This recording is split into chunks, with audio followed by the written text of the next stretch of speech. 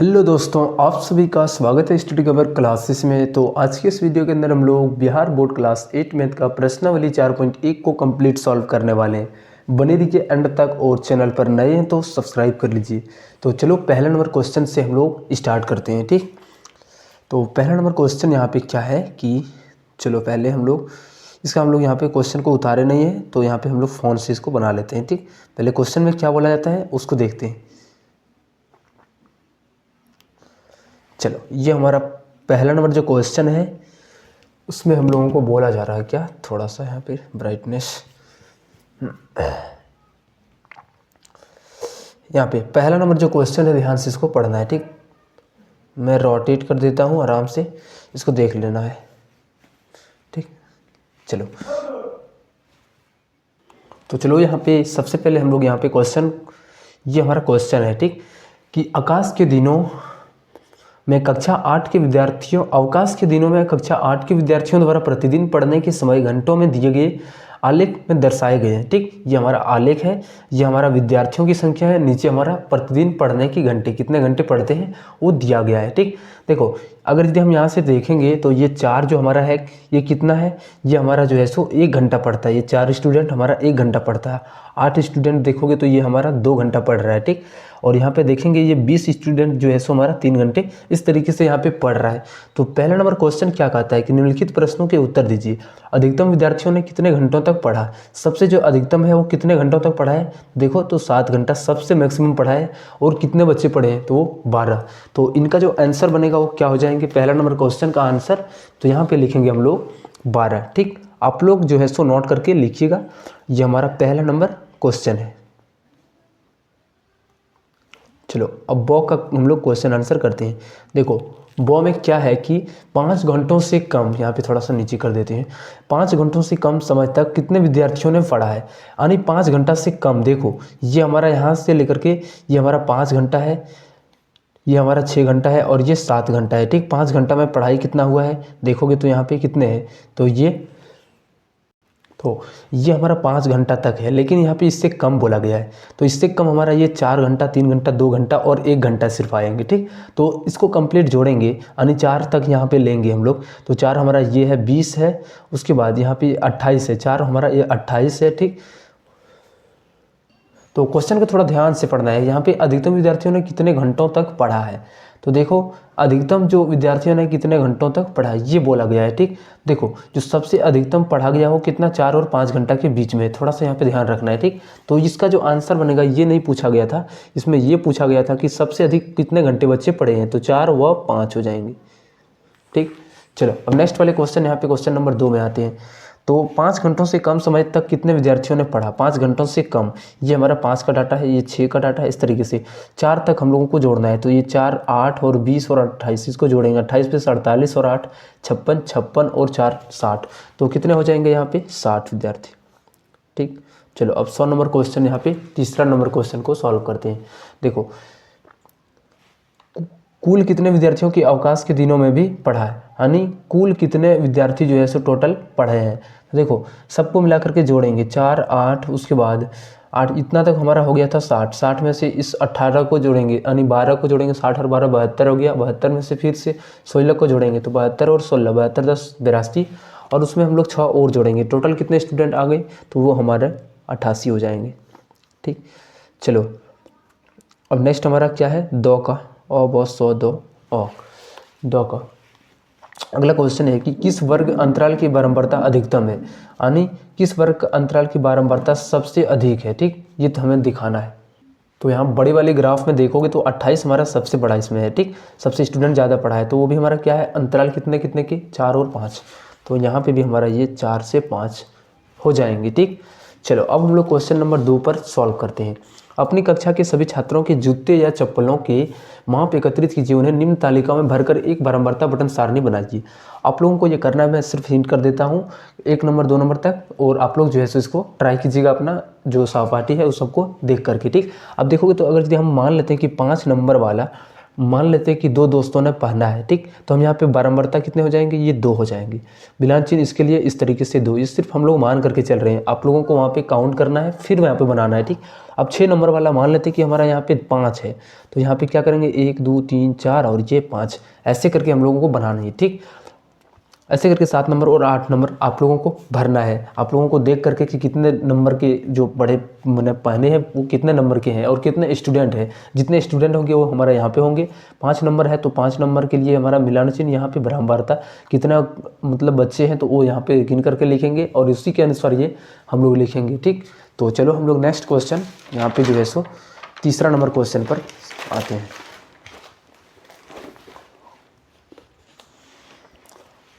चलो तीसरा number question यहाँ पे है कि ककड़िया गांव के 27 मकानों की 1 माह का बिजली बिल रुपयों में निम्नलिखित है। ऐसे करके यहाँ पे दिया गया डाटा, ठीक। वर्ग अंतराल 300 से 400 आदि लेकर एक बारंबारता बटन सारणी बनाइए। एक बारंबारता सारणी इनके लिए बनाना है, ठीक। तो चलो, तो इसके लिए हम लोग क्या करेंगे, पहले यहाँ पे एक तरफ वर्ग अंतराल रखेंगे इधर,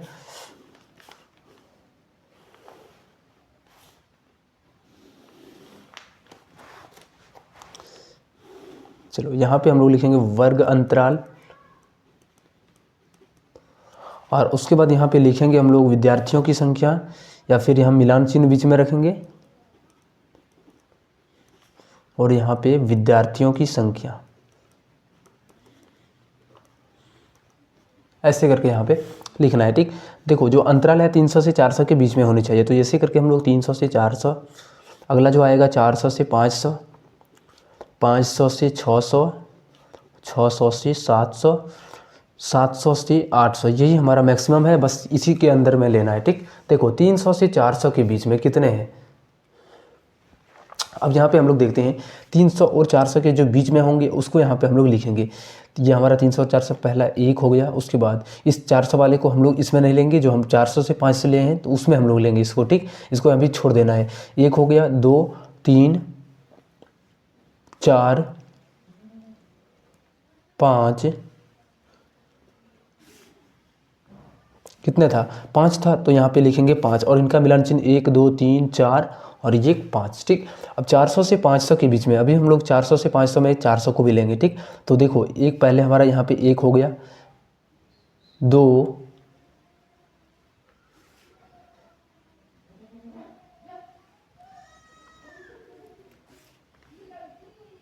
ये 3, तो कितने आ गया टोटल 3 आ गया, तो यहाँ पे हम लोग 3 लिखेंगे। इसके लिए बारंबारता चिन्ह इस तरीके से और मिलान चिन्ह 3 का प्रयोग करेंगे 500 से 600 के बीच में। अब देखो 500 से 600 के बीच में हमारा कौन सा है, ये हो गया 1 2 3 4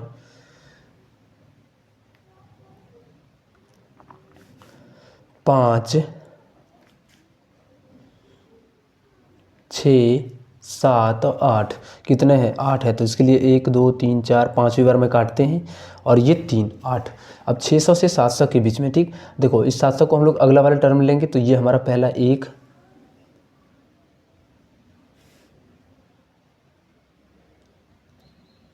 2 3 4, तो टोटल हमारे कितने थे, तो 4, यहाँ पे लिखेंगे 4 1 2 3 और 1 4, ठीक। अब 700 से 800 के बीच में जाना है कि कितने हैं, 700 से और 800 के बीच में, तो 700 मतलब पहले 1 हो गया, यहाँ पे 2 3 4 5 6 7, बस इतना है 7 है, ठीक। तो यहाँ पे 7 और इनका हम लोग मिलान चिन्ह 1 2 3 4 5वीं बार में ऐसे और ये 2 7 हो जाएंगे, ठीक। अब जोड़ देते हैं हम लोग 7 4 11 8 19 3 22 और 5 27, टोटल हमारा ये बिल्कुल ये सही है, ठीक।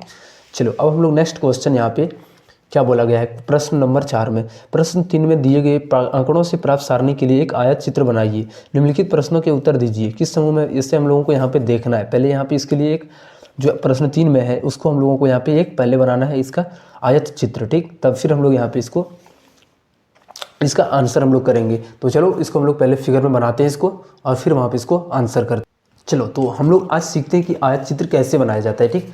सबसे पहले एक लाइन हम लोगों को y अक्ष और दूसरी तरफ हम लोग एक्स अक्ष को इस तरीके से इधर रखेंगे। ठीक, एक काम करते हैं, इस पूरी लाइन को यहाँ पे टच कर देते हैं ताकि हम लोगों को ड्यूरेशन जो लेंगे वो सेम हो जाएंगे। ठीक, दोनों के बीच की दूरी वो सेम हो जाएंगे, इससे हम लोग लाइन वाइज को लेके, तो ये इसको मान लेते हैं ये एक्स हमारा और ये हमारा वाई है। ठीक, हम यहाँ पे लिखेंगे विद्यार्थियों की संख्या, विद्यार्थियों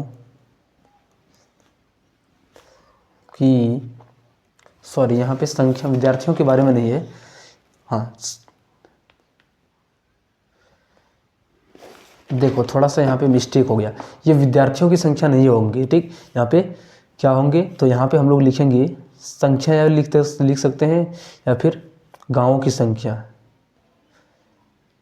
रुपयों की संख्या, यहाँ पे हम लोग क्या लिख सकते हैं, मकानों की संख्या। ठीक, मकानों की संख्या, थोड़ा सा यहाँ पे सुधार करना, हम स्टूडेंट जो पहले वाले था उसी को हम लोग यहाँ पे मान रहे थे। ठीक, तो यहाँ पे हम लोग लिखेंगे क्या, तो यहाँ पे हम लोग लिखेंगे, अभी तुरंत देखिए, मकानों की संख्या। ठीक, एक काम करते हैं, हम लोग वहाँ से जो लिए थे उसको हम लोग पहले देख लेते हैं। ठीक, कितना कितना था गैप, 300 से 400, ऐसे हम लोगों को लिखना है, 400 से 500, 500 से 600, ऐसे करके यहाँ पे लिखना है पूरा कंप्लीट को। ठीक, और यहाँ पे देखो तो यहाँ पे ड्यूरेशन हमारा 300 से स्टार्ट हुआ है, तो हम लोग 300 से ही लेंगे। ठीक, और इसमें कुछ है तो नहीं, चलो अब हम लोग यहाँ पे इसको हम लोग यहाँ से एक काम करते हैं, इसको वर्ग अंतराल, या फिर यहाँ पे हम लोग बोल सकते हैं, हाँ इधर ये वर्ग अंतराल हो जाएंगे। ठीक, देखो ये हमारा ओरिजिन होता है तो 0 होता है, 0 के बाद 300 लेंगे, 300 के बाद हम लोग 400 लेंगे, 400 के बाद 500 लेंगे, फिर 600 लेंगे, 700 लेंगे, 800 लेंगे। ठीक, अब देखो इस तरीके से यहाँ पे बनाना है। अब पहला जो बोला गया है 300 से 400 के बीच में, और हम लोग ऊपर में लेंगे संख्या 1 2 3 4 5 6 7 8। ठीक, ये 9 भी ले सकते हो। अब देखो 300 से 400 के बीच में कितने हैं, देखो यहाँ पे देखेंगे 300 से 400 के बीच में कितने हैं, विद्यार्थियों की संख्या 5 है, तो यहाँ पे हम लोग क्या करेंगे, 5 के पास जाएंगे। ठीक, ऐसे यहाँ पे 300 से 400 के बीच में 5 है, तो यहाँ पे एक काम करेंगे, 5 तक इसको हम लोग मिलाएंगे। ठीक, यहाँ पे 5 ऊपर में यहाँ पे है, इसके सामने से मिलाएंगे, यहाँ से लेकर के यहाँ तक, दूसरी बार में यहाँ से लेकर के यहाँ तक, और इनको मिला देंगे। ठीक, चलो अब नेक्स्ट हमारा जो है सो क्या है, 400 से 500 के बीच में वो कितने हैं, 3 है। ठीक, अब 400 से 500 के बीच में 3 है, तो 3 हमारा इस जगह पे है, तो यहाँ पे हम लोग इसको साथ में 500 से 400 500 इसको यहाँ पे मिला देंगे। ठीक, सॉरी 3 था ना, हाँ थोड़ा सा मिस्टेक हो गया, यहाँ पे 3 रखना है। ठीक, इसको 3 तक ही रखना है। चलो अब हमारा अगला जो है सो 500 से 600 के बीच में कितना है, तो हमारा 8 है। ठीक, 500 से 600 के बीच में हम लोगों को 8 लेनी है, यानी इस जगह तक जाना है। ठीक, 500 से 600 के बीच में 8 लेनी है, ऐसे करके खींच लेना है। ठीक, उसके बाद नेक्स्ट हमारा जो है सो वो क्या है, 600 से 700 के बीच में 4 है, 600 से 700 के बीच में 4 तक हम लोग खींचना है। ठीक, ये 4 हमारा सामने में है, इसको हम लोग मिला देते हैं 4 के सामने से। ठीक, नेक्स्ट हमारा है 700 से 800 के बीच में कितने हैं, 7 है। अब 700 से 800 के बीच में हम लोगों को 7 तक, और यहाँ से लेकर के इसको और इसको मिला देना है ऐसे। ठीक, बन गया ये हमारा आयत चित्र। अब यहाँ पे क्वेश्चन का आंसर देने के लिए बोला गया है। ठीक, देखो यहाँ पे क्वेश्चन का आंसर करते हैं इसका, कि एक किस समूह में बिजली उपभोक्ता की संख्या सबसे अधिक है, तो किस समूह में देखेंगे, तो यहाँ पे सबसे ज़्यादा जो मकानों की संख्या है उसमें हमारा कितना है, तो 8 में, किसके किसके बीच में, 500 से 600 के बीच में। तो हम लिख सकते हैं कि किस समूह में है, तो हमारा 500 से 600 के बीच में है, लिखेंगे यहाँ पे आंसर में 500 से 600 के बीच में। ठीक, यहाँ पे थोड़ा सा जगह नहीं है। कितनी बिजली उपभोक्ता 500 रुपया या उससे अधिक बिल जमा करती है, 500 या उससे अधिक, 500 तक का भी लेना है और उससे अधिक, यानी इतने को जोड़ देना है। 8 4 12 और 7 कितने हो गया, 19, तो यहाँ पे 19 हो जाएंगे। ठीक, कितना उपभोक्ता 400 रुपया से कम का बिल जमा करता है, तो इसमें हम लोग 400 से कम का, देखो 300 से 400 वाले ही को लेंगे, इसमें हम लोग 400 वाले को नहीं लेंगे। ठीक, अब देखो 300 से 400 के बीच में कितने हैं, 5 है, तो इनका जो आंसर हो जाएंगे वो 5 हो जाएंगे। ठीक, यहाँ पे 400 भी नहीं बोला गया, उससे कम बोला गया, इसलिए कम वाला को ही लेना है।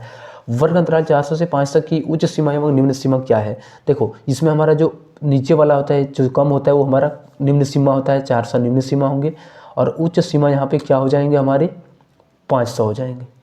ठीक, अब यहाँ पे देखो आलेख में कितने वर्ग अंतराल है, यानी वर्ग का जो अंतराल है 400 से 500 के बीच में अंतर कितना है, तो इसको हम लोग घटा देंगे तो 100 का अंतर यहाँ पे दिखा गया है। ठीक, 500 में से 400 जाएगा तो 100 हो जाएंगे, ये हमारा आंसर हो जाएंगे। चलो नेक्स्ट वाले क्वेश्चन हम लोग 5 नंबर क्वेश्चन को सॉल्व करते हैं। राजू अपने घर के कपड़ों को रंगों के आधार पर अलग करके इस प्रकार अंकित करता है कि उजला को W, लाल को रेड, काला को B यानी ब्लैक, पीला को Y, अन्य रंग को O बनाई गई सूची निम्न प्रकार है। मिलान चिन्हों का प्रयोग करके एक बारंबारता बटन सारणी बनाइए, इससे प्रदर्शित करने के लिए एक दंडालेख खींचें। चलो यहाँ पे हम लोगों को इसका दंडालेख भी बनाना है। चलो इसका बनाते हैं हम लोग, पहले बारंबारता बटन सारणी। ठीक,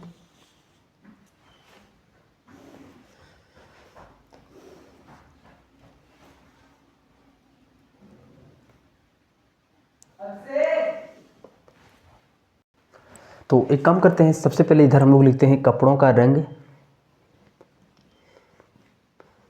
बीच में लिखेंगे मिलान चिन्ह और यहाँ पे लिखेंगे बारंबारता। ठीक, तो हमारा जो दिया गया है, पहले हमारा W है तो W लिखते हैं, फिर हमारा R है, B है, Y है और O है। ठीक, अब देखो W हमारा कितने बार यहाँ पे रिपीट हुआ है, देखेंगे तो यहाँ पे 1 2 3 4 5 4 4 4, उसके बाद 5 6 7 8, कितना बार 8 बार, तो यहाँ पे लिखेंगे 8। इसका मिलान चिन्ह 1 2 3 4 5वीं बार में काटते हैं और ये 3 8। ठीक, फिर हमारा R को देखेंगे 1 2 3 4 5 6 7 8 9 10, कितने बार है तो 10 बार, तो यहाँ पे हम लोग क्या करेंगे, लिखेंगे 10 और इसको हम लोग दर्शाएंगे 1 2 3 4 5वीं बार में ऐसे क्रॉस करेंगे, ये 5वीं बार में क्रॉस हो जाएंगे। B, अब B को देखना है तो B हमारा 1 2 3 4 5 6, कितने बार है तो 6 बार में, यहाँ पे लिखेंगे 6 और इनका मिलान चिन्ह ऐसे दर्शाएंगे। ठीक, और Y को देखेंगे तो यहाँ पे 1 2 3 4 5 6 7, यहाँ पे 7, 1 2 3 4 5 और 2 7। अब O को देखते हैं, O 1 2 3 4 5 6 7, कितने बार है 7 बार में।